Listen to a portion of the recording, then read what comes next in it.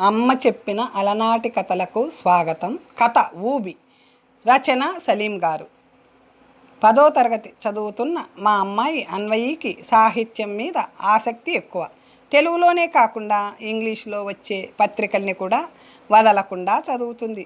ఆదివారం ఉదయం అల్పాహారం తిన్నాక దినపత్రికలో మునిగిపోయి ఉన్న సమయంలో అన్వయి, నాన్న ఈ వాక్యానికి అర్థం చెప్పరా అంటూ వచ్చింది. పేపర్లో నుంచి తలెత్తి, ఏంటి తల్లి అది అని అడిగాను. Death is the great equaliser అంటే ఏమిటి నాన్న అని అడిగింది. అంత చిన్నపిల్లకు మరణం గురించి చెప్పాలా వద్దా అని కొన్ని క్షణాలు ఆలోచించి చెప్పడానికే నిర్ణయించుకున్నాను. కటిక దరిద్రుడైన, కోట్లకు పడగలెత్తిన కుబేరుడైన మృత్యువు తన శీతల హస్తాలతో ఆలింగనం చేసుకోవటంలో ఎటువంటి భేదభావం చూపించదు తల్లి. ఎవరికైనా చావు అని అనివార్యం. అందుకే మృత్యుదేవతని ఈక్వలైజర్ అంటారు. దాన్ని మించిన సమతావాది ఎక్కడా ఉండదు. అంతేకాదు, దానికి కొనసాగింపుగా నేనో విషయం చెప్తాను. ఎవరైనా సరే మరణించాక మట్టిలో కలిసిపోవలసిందే. అక్కడ బీద గొప్ప తేడాలు ఉండవు. అన్వయి అర్థం కాలేదన్నట్టు మొహం బ్లాంకుగా పెట్టింది. 4 ఏళ్ల క్రితం చనిపోయిన మా నాన్న గురించి చెప్తే తనకు బాగా అర్థమవుతుందని, నీకు తాతగారు గుర్తున్నారుగా అన్నాను. నాకు తాతగారంటే చాలా ఇష్టం కదా నాన్న, ఆయన్ని ఎలా మర్చిపోతాను అంది. నాన్నకు అన్వయి అంటే ప్రాణం. దాని మీద ఈగ వాలనిచ్చేవాడు కాదు, బాగా ముద్దు చేసేవాడు. చిన్న పిల్లాడికి మళ్ళీ మారిపోయి దాంతోపాటు ఆటలాడేవాడు. నాన్న చనిపోయినప్పుడు అన్వయిని సముదాయించడం చాలా కష్టమైంది. ఇప్పుడు ఆయన ప్రస్తావన రాగానే దాని కళ్ళల్లో తడి మెరిసింది. తాతగారు వ్యవసాయ కూలీగా పనిచేస్తూ నన్ను చదివించారన్న విషయం నీకు తెలుసు కదా. నా ఆర్థిక స్థాయి కూడా అంతంత మాత్రమే. ఓ చిన్న సంస్థలో చిరుద్యోగిని. నీకు నా స్నేహితుడు వినాయక్ గురించి చెప్పాగా. అమెరికాలో 15 ఏళ్ళు సాఫ్ట్వేర్ ఇంజనీర్గా పనిచేసి 2 ఏళ్ల క్రితం ఈ ఊరొచ్చి బిజినెస్లోకి దిగాడు. వాడు పుట్టకతో ధనవంతుడు. వాళ్ళ నాన్న పొగాకు వ్యాపారంలో లక్షలు సంపాదించాడు. తెలుసులే నాన్న, చాలాసార్లు చెప్పావుగా. వాళ్లకు 2 కార్లు ఉండేవని, రాజమహల్ లాంటి పెద్ద భవంతి ఉండేదని. ఇప్పుడు అదంతా దేనికి? నువ్వు చెప్పిన కొనసాగింపుకి అర్థం చెప్పు చాలు విసుగ్గా అంది అన్వయి. అక్కడికే వస్తున్నా తల్లి, ఓపిక లేకపోతే ఎలా చెప్పు. వినాయక్ వాళ్ళ నాన్నగారు దాదాపు 12 ఏళ్ల క్రితమే చనిపోయారు. ఆయన సమాధికి 10 అడుగుల దూరంలోనే మా నాన్న సమాధి ఉంది. తేడా ఏమీ లేదు. అదే శ్మశానం, అదే మట్టి. బతుకున్న రోజుల్లో రత్న ఖచ్చిత సింహాసనం మీద కూర్చొని వజ్ర వైఢూర్యాలతో తులుతూగిన రాజైన ఈ మట్టిలో కలవాల్సిందే. అతని కోసమని బంగారంతో చేసిన మట్టి దొరకదు కదా. అర్థమైంది నాన్న అంటూ అన్వయి చేతిలో పుస్తకంతో తన గదిలోకి పరిగెత్తింది. వినాయక్కి గుర్తొచ్చాడు. 10వ తరగతి వరకు కలిసే చదువుకున్నాం. చిన్నప్పుడు బాగా స్నేహంగా ఉండేవాడు. మా మధ్య ఉన్న ఆర్థిక వ్యత్యాసాల గురించి అవగాహన లేని వయసది. మా ఇంటికి వచ్చేవాడు. అమ్మ ఏమైనా పెడితే ఇష్టంగా తినేవాడు. ఆడుకోవడానికి నన్ను వాళ్ళ ఇంటికి పిలిచేవాడు. 6వ తరగతి నుంచి అతనిలో మార్పు వచ్చింది. ధనవంతుల పిల్లలతోనే సన్నిహితంగా మెలిగేవాడు. నన్ను వాళ్ళింటికి పిలవడం మానేశాడు. ఎదురుపడినప్పుడు మాత్రం బాగానే మాట్లాడేవాడు. ఏటొచ్చి అందులో ఎక్కువ భాగం ధన దర్పం ప్రదర్శించుకునే మాటలే ఉండేవి. అతిశయం కొట్టొచ్చినట్టు కనిపించేది. నేను అవేమీ పట్టించుకోకుండా ఆత్మీయంగా మెలిగేవాణ్ణి. ఆ విధంగా ఇన్నాళ్ళు మా స్నేహం కాపాడుకుంటూ వచ్చాను. అత్తయ్య గుండెల్లో నొప్పంటూ పడిపోయారండి, తొందరగా రండి, నా భార్య కంగారు పడుతూ చెప్పింది. ఆలోచనలో నుంచి బయటపడి గది లోపలికి పరిగెత్తాను. అమ్మకు శ్వాస అందడం లేదు. ఒళ్ళంతా చెమటలు. వెంటనే ఆటోలో దగ్గరగా ఉన్న ప్రైవేట్ ఆసుపత్రికి తీసుకెళ్ళాం. 1 గంట తర్వాత మీ అమ్మకు తీవ్రమైన గుండె నొప్పి వచ్చింది. మా సాయి శక్తులా ప్రయత్నించినా కాపాడలేకపోయాం, సారీ అన్నారు డాక్టర్లు. అమ్మ చనిపోయిన విషయం బంధుమిత్రులకు కబురు చేశాను. అంత్యక్రియలకు సన్నాహాలు జరుగుతున్న సమయంలో వినాయక్ రావడం ఆశ్చర్యంతో పాటు ఆనందాన్ని కలిగించింది. బహుశా చిన్నతనంలో అమ్మ చేత తినిపించిన అన్నం గుర్తొచ్చి ఉంటుంది. పాడె మోయడంలో తన భుజం అందించాడు. నిన్న కురిసిన వర్షానికి శ్మశానమంతా చిత్తడి చిత్తడిగా ఉంది. బూట్లు బయట వదిలొచ్చిన వినాయక్ తన కాళ్లకు బూట్లలా చుట్టుకున్న బురద చూసి చీచి ఎంత చీదరంగా ఉందో అన్నాడు. హిందువుల కోసం ప్రభుత్వం నిర్దేశించిన శ్మశానం అదొక్కటే కాబట్టి గత్యంతరం లేదని చెప్పాను. ఎటు చూసినా చెత్త చెదరం, వర్షపు నీళ్లకు తడిసి కుళ్ళు వాసన ఏదో వస్తుంది. వినాయక్తో పాటు మరికొంతమంది ముక్కులు దగ్గర కర్చీపులు అడ్డు పెట్టుకొని నిలబడ్డారు. మా నాన్నకు నీట్నెస్ అంటే ఎంత ఇష్టమో, ఇంటిని ఆఫీసుని శుభ్రంగా ఉంచడమే కాకుండా చుట్టూ పరిసరాలు కూడా శుభ్రంగా ఉండాలని కోరుకునేవాడు. అలాంటి నాన్న సమాధి ఇక్కడ రొచ్చులో మురికిలో ఉన్నందుకు చాలా బాధగా ఉంది అన్నాడు వినాయక్. వర్షం మొదలైంది. ఉదయం నుంచి ఆకాశం నిర్మలంగా ఉండడంతో ముందు జాగ్రత్త పరులైన ఒకరిద్దరు తప్ప గొడుగులెవ్వరూ తెచ్చుకోలేదు. అమ్మ శరీరం తడవకుండా వాళ్ళు గొడుగులు పట్టినా ప్రయోజనం కనిపించలేదు. ఈ లోపల ఒకతను బయటికి పరిగెత్తి ఎక్కడి నుంచో పొడవాటి ప్లాస్టిక్ కవర్ తెచ్చి కప్పాడు. తలదాచుకునే సౌకర్యం ఏదీ లేకపోవడంతో అందరం తడుస్తూనే నిలబడ్డాం. తవ్విన గొయ్యి నీళ్లతో నిండసాగింది. వర్షం ఆగాలని మనసులోనే 1000 దేవుళ్లకు మొక్కుకున్నాను. కనీసం 4 చెట్లైనా పెంచొచ్చుగా. ఎండాకాలంలో నీడనిచ్చేవి ఇలా వర్షం పడుతున్నప్పుడు తలదాచుకోవడానికి ఉపయోగపడేవి అన్నాడు వినాయక్. సమాధుల కోసం స్థలాలు దొరక్క ఏదో ఊర్లో శవాన్ని నిలువునా పాతిపెడుతున్నారని చదివాను. ఇక చెట్ల పెంచడానికి చోటెక్కడుంటుంది? రియల్ ఎస్టేట్ రాబందులు చివరికి శ్మశానాల్ని కూడా వదలకుండా కబ్జా చేస్తున్నారట కదా. మరికొన్ని రోజులు పోతే పుట్టిన వెంటనే రిజర్వ్ చేసుకుంటే తప్ప సమాధి కోసం 6 గజాల స్థలం దొరకదేమో. వినాయక్ చేసేది కూడా రియల్ ఎస్టేటే, వ్యాపారమే. అందుకే ఆ విషయం మరింత చర్చకు పెట్టకుండా శ్మశానాలు ఇంత ఘోరంగా ఉంటాయని ఊహించలేదు. ఇలాంటి చోట మళ్ళా కాలు పెట్టకూడదనుకుంటున్నాను అన్నాడు. అతని మాటలకు అంత దిగుల్లోనూ నాకు నవ్వొచ్చింది. ఎంతటి వాడికైనా చివరి మజిలీ ఇదే. ఇక్కడికి రాక తప్పదు, ఈ మట్టిలో కలిసిపోక తప్పదు అన్నాను. చదువుకోవడానికి కార్పొరేట్ స్కూల్కి వెళ్తున్నాం. వైద్యం కోసం కార్పొరేట్ ఆసుపత్రులున్నాయి. ఏసీ గదుల్లో ఉంటున్నాం, ఏసీ కార్లలో తిరుగుతున్నాం. చనిపోయాక ఇటువంటి అపరిశుభ్రమైన చోట పూడ్చి పెట్టాల్సి రావడం ఘోరం. నాకిప్పుడే ఓ ఆలోచన వచ్చింది. శ్మశానాల్ని కూడా ఎందుకు కార్పొరేటీకరించకూడదు? అతని ఆలోచన వినగానే భయంతో ఒళ్ళు జలధరించింది. తమ పిల్లల్ని కార్పొరేట్ స్కూల్లో చదివించే స్తోమత లేక, ప్రభుత్వ పాఠశాలల్లో చేర్పించడం ఇష్టం లేక పేద మధ్యతరగతి తల్లిదండ్రులు ఎన్ని అవస్థలు పడుతున్నారో, ఎన్ని అప్పులు చేస్తున్నారో నాకు తెలుసు. ప్రభుత్వ ఆసుపత్రులు నరకానికి నకళ్ళేమోనన్న భయంతో ప్రైవేట్ ఆసుపత్రుల కబంధాస్తాల్లో చిక్కుకొని ఎంతమంది విలవిల్లాడుతున్నారో తెలుసు.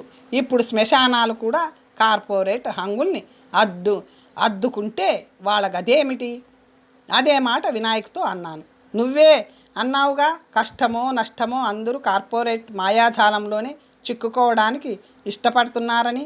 ఏదైనా కొత్త బిజినెస్ మొదలెట్టాలని ఎప్పటి నుంచో అనుకుంటున్నా.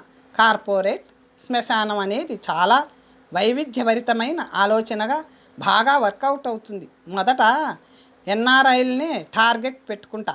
మెల్లగా మధ్యతరగతి, దిగువ మధ్యతరగతి జనాలు కూడా దానివైపు ఆకర్షితులయ్యేలా విజువల్ మీడియాలో ప్రచారం హోరెత్తిస్తే చాలు అన్నాడు. అతని కళ్ళు ఉద్వేగంతో మెరవడం గమనించాను. వర్షం తగ్గింది. సన్నగా చినుకులు పడుతున్నాయి. గోతిలో సగం దాకా నీళ్లు నిండాయి. గొయ్యి తవ్విన కూలీలిద్దరిలో ఒకడు లోపలికి దిగి బకెట్తో నీళ్లు తోడి రెండో వాడికి అందిస్తున్నాడు. వాడు ఆ నీళ్లని దూరంగా తీసుకెళ్ళి ఉలకబోసి వస్తున్నాడు. చూశావా, నీళ్లు బయటికి పోవడానికి సరైన సదుపాయమే లేదు. వర్షపు నీరు ఎలా నిలిచిపోయిందో గమనించావా? దీనివల్లనే దుర్గంధం అన్నాడు వినాయక్. శ్మశాన నిర్వాహకుడిని పిలిచి, ఇక్కడ కేవలం ఖననాలేనా లేక దహన సంస్కారాలు కూడా జరుగుతాయా అని అడిగాడు. మన ఊర్లో హిందువులకు బందలగడ్డ ఇదొక్కటేగా సారు, పూడ్చి పెట్టమంటే పుడుస్తాం, కాసమన్నా కాలుస్తాం అన్నాడు అతను. ఎక్కడ నాలుగు వైపులా పరికించి చూస్తూ అడిగాడు వినాయక్. అదిగో సార్, అక్కడ దూరంగా సిమెంటుతో కట్టిన 2 దిమ్మెలు కనబడుతున్నాయా? అక్కడ కాలుస్తాం. ఇలా వర్షం వస్తేనో? కష్టమే సార్, కట్టెలు తడిసిపోతాయి. కొన్నిసార్లు మంట ఆరిపోద్ది కూడా. గోతిలో నుంచి నీళ్లు పూర్తిగా తోడారో లేదో చూడటానికి అతనటు వెళ్ళగానే వినాయక్ నా వైపు తిరిగి అన్నాడు, వర్షాకాలంలో ఇంకో ప్రమాదం కూడా ఉంది. నిమజ్జనం కోసం అస్థికల సంచయనం అవసరం కదా. శవం పూర్తిగా కాలిపోయాక వర్షం వచ్చిందంటే బూడిదంతా కొట్టుకుపోతుంది కదా. అదే రోజు 2 శవాల దహనం జరిగితే ఒకదాంతో మరొకటి కలిసిపోవచ్చు కూడా. అదెంత అపచారం! గోతిలోకి శవాన్ని దింపవచ్చని సైగలతో తెలియజేయడం వల్ల నేను ఆ పనిలో నిమగ్నమైనాను. నీళ్లు తోడేసిన లోపల రొచ్చుగానే ఉంది. వర్షం పూర్తిగా నిలిచిపోయినా చల్లటి గాలి వీస్తుంది. వణుకొచ్చేంత చల్లటి గాలి. అమ్మకు చన్నీళ్లు అస్సలు పడవు, జలుబు చేస్తుంది. ఫ్యాన్ కూడా వేసుకోదు, చల్లగాలి పడదు. సైనస్ సమస్య ఉంది. అమ్మను గోతిలో పెడుతుంటే ఏడుపు తన్నుకు వచ్చింది. వినాయకుని పట్టుకొని వెక్కి వెక్కి ఏడ్చాను. గోతిని తవ్విన మట్టి సగానికి పైగా కొట్టుకుపోవడం వల్ల బయటి నుంచి మట్టి తెచ్చి పూడ్చాల్సి వచ్చింది. తిరిగి వెళ్తున్నప్పుడు కర్మకాండలు పూర్తయ్యాక ఓసారి వచ్చి కనిపించు, పనుంది అన్నాడు వినాయక్. ఓ పక్షం రోజుల తర్వాత వినాయకుని కలుసుకున్నాను. అన్ని రకాల సదుపాయాలు ఉండేలా కార్పొరేట్ హంగులతో శ్మశానం కట్టించాలని నిర్ణయించుకున్నాను. దానికి హెవెన్లీ ఎబోర్డ్ అని పేరు పెట్టాలనుకుంటున్నాను. స్వర్గధామం. చనిపోయాక ప్రతి ఒక్కరూ కోరుకునేది స్వర్గప్రాప్తే కదా. నాకప్పుడున్న వ్యాపారాలు చూసుకోవడానికే సమయం సరిపోవటం లేదు. అందుకే దాన్ని చూసుకోవడానికి ఓ నమ్మకమైన మనిషి అవసరం. నీకన్నా నమ్మకమైన వాళ్ళు ఎవరు దొరుకుతారు? నువ్వు చేస్తున్న ఉద్యోగం వదిలేయి, దానికి 2 జీతం ఇస్తాను అన్నాడు. ఇంకా చాలా సమయం ఉందిగా, మొదట కట్టుడు పని మొదలు కానీ తరువాత ప్రారంభోత్సవం తర్వాత కదా నా అవసరం వస్తుంది అన్నాను. ప్రారంభోత్సవం అన్న పదం నాకే చాలా చేదుగా అనిపించింది. మొదటి నుంచి అన్ని వ్యవహారాలు నువ్వే చూసుకో. స్థలం కొని ప్లాన్ చేయించి ఇస్తాను. కట్టుడు పని కూడా నువ్వే పర్యవేక్షించాలి. దేశంలో ఎక్కడా లేనంత గొప్పగా ఉండాలి. అన్ని గదుల్లో ఏసీలు, ఎటు చూసినా పచ్చదనం, రంగురంగుల పూల తోటలు, లోపలికి కార్లు పోయేలా విశాలమైన రోడ్లు. శ్మశానం లోపలికి వెళ్తున్నట్టు ఉండకూడదు. అందమైన కార్పొరేట్ విశ్రాంతి భవనం లోపలికి, అందులో నిర్మించిన మనోహరమైన ఉద్యానవనం లోనికి ప్రవేశిస్తున్నట్టుండాలి అన్నాడు. ఎందుకో అతని ఆలోచన సరికాదనిపించింది. శ్మశానంలో ఏసీ గదులు కావాలని ఎవరైనా కోరుకుంటారా? అందరూ దుఃఖంలో ఉంటారు కదా. అటువంటి విషాద వాతావరణంలో పూల సోయగాల్ని చూడాలన్న ధ్యాస ఉంటుందా? ఈ వ్యాపారంలో బాగా నష్టపోవటం ఖాయం అనుకున్నాను. అది అతని డబ్బు, ఆలోచన అతనిది. నాదేం పోయింది? నాకు 2 జీతం ఇస్తానన్నాడు కాబట్టి ఒప్పేసుకున్నాను. ఊరి పొలిమేర్లలో 10 ఎకరాల స్థలం కొన్నాడు. అతను కోరుకున్న విధంగా దాన్ని నిర్మించడానికి 1.5 ఏళ్లు పట్టింది.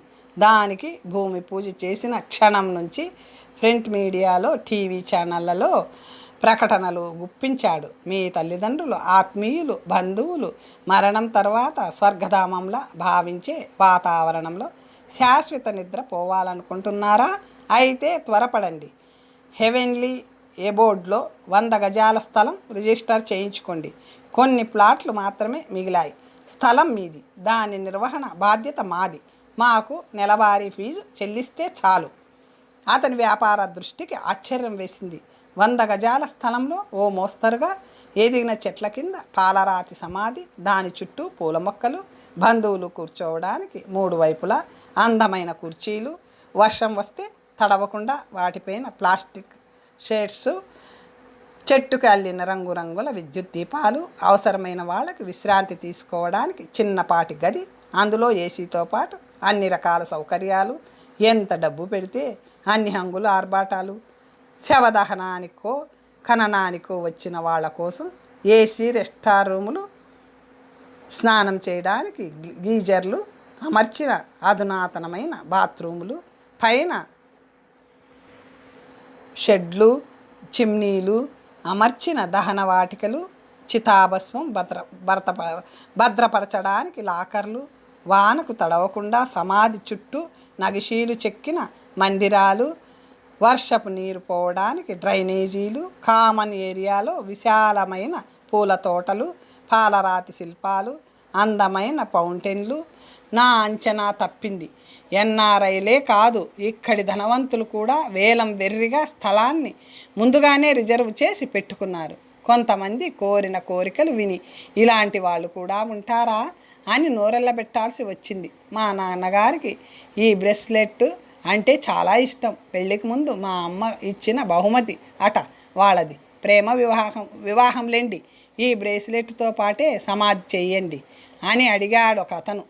వినాయకుతో చెప్తే ఇందులో ఆశ్చర్యపడటానికి ఏముంది? పిరమిడ్లతో మమ్మీలకు సంబంధించిన వస్తువులు పెట్టే ఆచారం లాంటిదే. మన దేశంలో కొన్ని వందల ఏళ్ల క్రితమే ఉండేది. చనిపోయిన వ్యక్తికి ఇష్టమైన వస్తువుల్ని అతనితో పాటే సమాధి చేసేవారు. లేకపోతే వాటి కోసం ఆత్మ బయటికి వస్తుందని నమ్మేవారు అన్నాడు. మరి ఈ రోజుల్లో ఎవ్వరూ అలా చేయటం లేదెందుకు? దానికో బలమైన కారణం ఉంది. పూర్వకాలంలో సమాధుల మీద గౌరవం ఉండేది. తర్వాతి కాలంలో సమాధులు తవ్వి అందులో ఉన్న విలువైన వస్తువుల్ని దొంగలించే నీచులు పుట్టుకొచ్చారు. చివరికి శవం మీద కప్పిన గుడ్డల్ని కూడా వలుచుకుపోయే నికృష్టులు వచ్చారు. మనము సమాధులకు కల్పిస్తున్న భద్రత తెలుసుకొని ఇప్పుడు నిర్భయంగా తమ పెద్దవాళ్ళు ముచ్చటపడ్డ వస్తువుల్ని సమాధుల్లో పెట్టడానికి ముందుకొస్తున్నారు. దీన్ని బాగా ప్రచారం చేద్దాం, బిజినెస్ ఇంకా పెరుగుతుంది అన్నాడు తృప్తిగా నవ్వుతూ. అతను ఊహించినట్టే మా అమ్మకి ఇష్టమైన ముక్కు పడక అని ఒకరు, మా తాతగారు వాడిన వెండి హుక్కు అని మరొకరు. మా నాన్న ఏసీ లేకుండా క్షణమైనా ఉండలేరు, సమాధి లోపల ఏసీ పెట్టించగలరా అని అడిగినా ఆశ్చర్యపోవాల్సిన అవసరం లేదు. ముఖ్యంగా తల్లిదండ్రులకు దూరంగా ఉండే ఎన్ఆర్ఐలు వృద్ధాప్యంలో వాళ్ళ పక్కనే ఉండి సేవలు చేయలేకపోతున్నామనే అపరాధ భావంలో కొట్టుమిట్టాడుతూ ఉంటారు. దాని నుంచి బయటపడడం కోసం ఇలాంటి వింత కోరికలు ఎన్నైనా కోరతారు. ఎంత డబ్బైనా ఖర్చు చేయడానికి వెనుకాడరు అన్నాడు వినాయక్. ప్లాట్ల అమ్మకాల వల్ల ఇబ్బడి ముబ్బడిగా లాభాలు వస్తున్నాయి. దాంతోపాటు వాటి నిర్వహణ ఖర్చుల కింద లక్షల్లో నెలసరి ఆదాయం ముడుతుంది. ఓ రోజు వినాయక నన్ను పిలిచి 200 గజాలను మంచి కార్నర్ ఫ్లాట్ చూసి దాన్ని అద్భుత అమోఘం అనుకునేలా తీర్చిదిద్దు, ఖర్చుకు వెనకాడవద్దు, సమాధి కోసం అవసరమైనంత స్థలం వదిలేసి చుట్టుపక్కలంతా పూల మొక్కలతో ఫౌంటైన్లతో డెకరేట్ చేయించు అన్నాడు. నాకు తెలియకుండానే ప్లాట్ల అమ్మకాలు జరిగవు. మరి ఇది ఎవరు కొన్నారు అని నేను అడగకముందే వినాయక్ చెప్పాడు. మా అమ్మ కోసమే. మీ అమ్మగారి అంత్యక్రియల కోసం శ్మశానానికి వచ్చిన రోజే అనుకున్నాను. మా నాన్న చనిపోయినప్పుడు నేను అమెరికాలో ఉద్యోగంలో చేరి 2 ఏళ్ళు ఆర్థికంగా నిలదొక్కుకోలేదు. ఆ శ్మశానం ఎంత అపరిశుభ్రంగా ఉందో చూశావుగా. కానీ మా అమ్మ కోసం ఓ సుందరమైన సువాసనలు వెదజల్లే పరిసరాల్ని సమకూర్చాలనుకున్నా. మా అమ్మకు ఎల్లో గులాబీలంటే చాలా ఇష్టం. తోటలో ఎక్కువగా ఆ పూలు ఉండేలా చూడు. ఆమెకు పెర్ఫ్యూమ్స్ అంటే పిచ్చి. ఆ విషయం కూడా గుర్తుపెట్టుకో. నేను అతి శ్రద్ధగా ఆ ప్లాట్ని సుందరీకరించి ఇచ్చాను. పెర్ఫ్యూమ్స్ కలిపిన నీళ్లు ఎగజిమ్మే ఫౌంటైన్లు పెట్టించాను. అన్వయి ఇంజనీరింగ్ 3వ సంవత్సరంలో ఉంది. మేం భోజనాలు చేసి పడుకోవడానికి ఉపక్రమిస్తున్న సమయంలో మా గదిలోకి వచ్చి, నాన్న, death is the great equaliser అనే వాక్యం ఫ్రాన్సిస్ డగ్గన్ అనే కవి రాసిన కవితలోనిదట. షేక్స్పియర్ తన హెమ్లెట్ నాటకంలో ఇటువంటి అర్థమే వచ్చేలా క్లాడియస్తో మాట్లాడేటప్పుడు హెమ్లెట్తో అనిపిస్తాడట. ఇప్పుడే ఓ పుస్తకంలో చదివాను అంది. నిజమే తల్లి, మృత్యుదేవత గొప్ప ఈక్వలైజర్. చావుకి తరతమ భేదాలు కానీ పేద ధనిక తేడాలు కానీ ఉండవు. దాని దృష్టిలో అందరూ సమానమే. కానీ దానికి కొనసాగింపుగా కొన్నేళ్ల క్రితం నేను మాట అన్నాను, గుర్తుందా? అది తప్పు అని. బోధపడిందమ్మా అన్నాను. అలా ఎందుకు అంటున్నారు? విద్యని వైద్యాన్ని తనలోకి గుంజుకున్న కార్పొరేట్ ఊవి ఇప్పుడు సమాధులను కూడా తనలోకి లాక్కుందమ్మా. చావు వ్యాపారమైపోయింది. కార్పొరేట్ ఆసుపత్రుల కబంధ హస్తాల్లో చిక్కిన మనుషులు చావుని కూడా ఆసుపత్రి పరుపుల మీదో ఆపరేషన్ టేబుల్స్ మీదో కోరుకుంటున్నారు తప్ప ఇళ్లల్లో చనిపోయే వాళ్ళు అరుదైపోయారు. ధనికులందరూ స్వర్గధామాన్ని తలదన్నే మా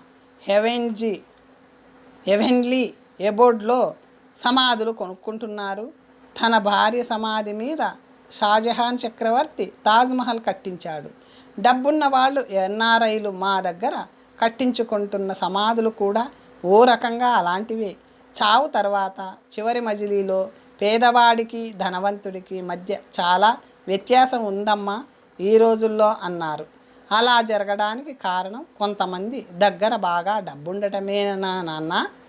కాదమ్మా, ధనవంతులు ఆ రోజుల్లో కూడా ఉన్నారు. ఇప్పుడు ప్రతిదీ వ్యాపారమైపోయింది. ఈ కార్పొరేట్ మహమ్మారి చివరికి సమాధులను కూడా తన శీతల పరిష్వంగంలోకి లాక్కోవటం వల్ల ఏర్పడిన దౌర్భాగ్యం తల్లి ఇది అన్నాను. ఏమనుకుందో ఏమో అన్వయి నిశ్శబ్దంగా గదిలో నుంచి బయటికి వెళ్ళిపోయింది. లైట్ వెలుతురులో దాని మొహం నిండా దిగులు. ఒక్కసారిగా చీకట్లు కమ్ముకోవటం స్పష్టంగా కనిపించింది. కథ సమాప్తం. మరొక మంచి కథతో తర్వాత కలుసుకుందాం.